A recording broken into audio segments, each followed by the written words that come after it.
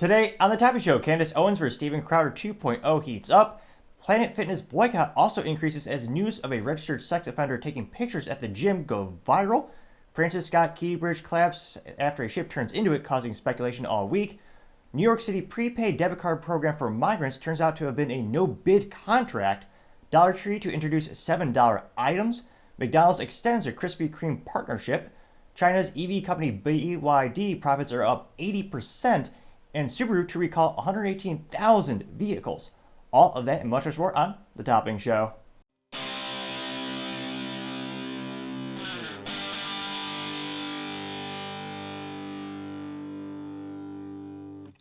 Thank you everyone for taking the time to tune in today. Today's episode of The Topping Show is proudly sponsored by Topping Technologies. Topping Technologies is an IT value-added reseller and services company with a special proficiency in IT security. Heck, I see their founder at least twice a day. I gotta say he's quite handsome and brilliant. He's me, you see, that's the joke. If you're an IT leader or a business owner, reach the team at sales@toppingtechnologies.com. Also, trying to get to 4,000 subscribers by the end of the month, so if you could click that button, I would greatly appreciate it.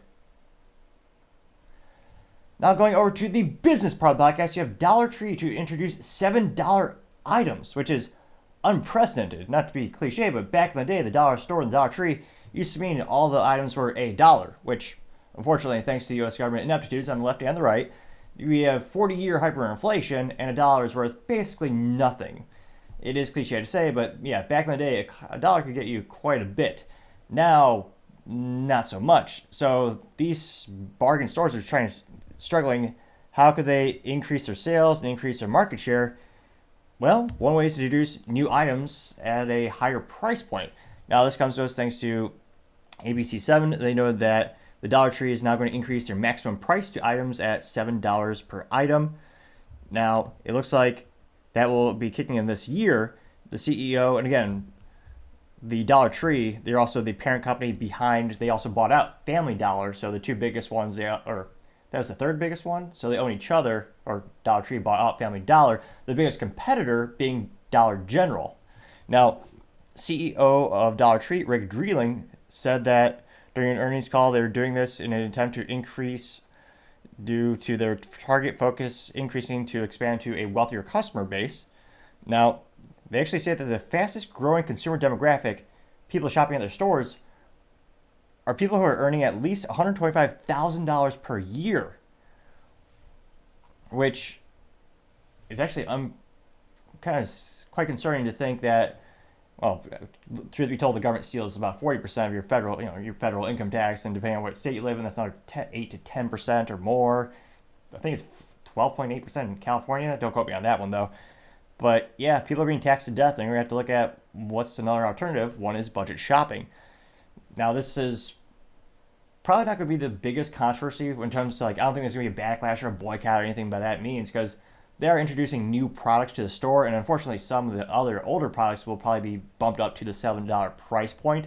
Now, the biggest backlash that I've seen them was when they actually raised their prices, I think it was about 3 years ago during the pandemic, which again, unprecedented time for business and the country and a lot of people.